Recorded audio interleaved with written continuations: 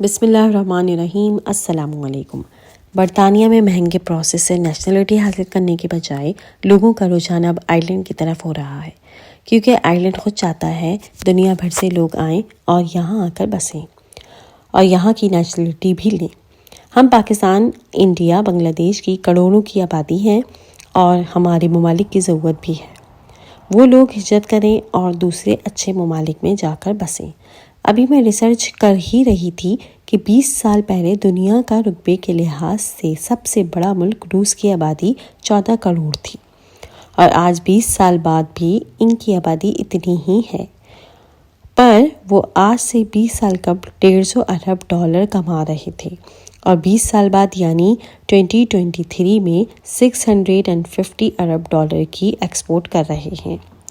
بدقسمتی سے ہماری ایکسپورٹ نہیں بڑھی جیسے ہماری آبادی بڑھی ہے، اس لیے اس چیز کو کمزوری نہیں بنائیں بلکہ اپنی طاقت بنائیں اور ان ممالک سے نکل کر جہاں جہاں آسان طریقے سے آپ جا کر سیٹ ہو سکتے ہیں وہاں جا کر بسیں۔ میرا سب سے بہترین مشورہ یہی ہے کہ آئرلینڈ کو آپ اس معاملے میں ترجیح دیں۔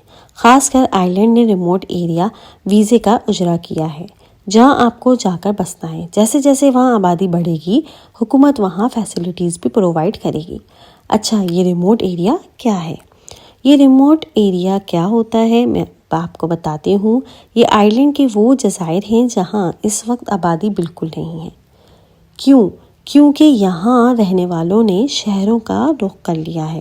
اب اس ویران جگہ کو آپ نے لیگل طریقے سے، پہلے ہی کہہ رہی ہوں لیگل طریقے سے جا کر آباد کرنا ہے۔ آپ اپنے پورے خاندان کے ساتھ یہاں آ کر ہجرت کریں اور ایک چھوٹا سا گاؤں آباد کریں۔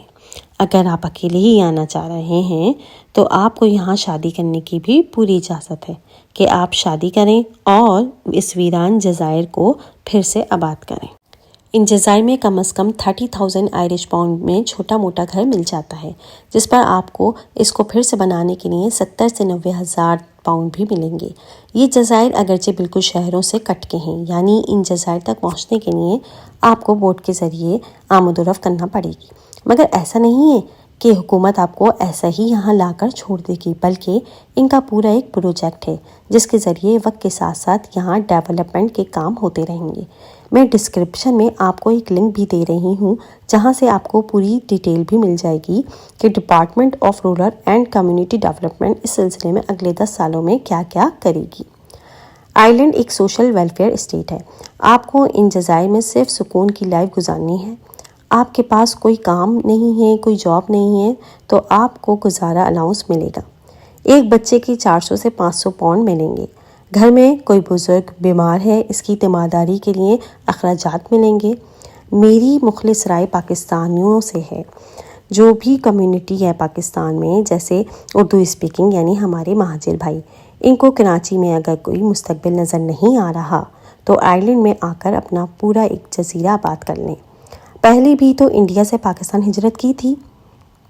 میمن کمیونٹی، جٹ، ملک، یوسف زئی، میرٹھ اور جو بھی کمیونٹی ہیں وہ اس ویزے کے بارے میں سوچے اور اپنا پورا ایک جزیرہ آباد کرے اور بہترین مستقبل بھی۔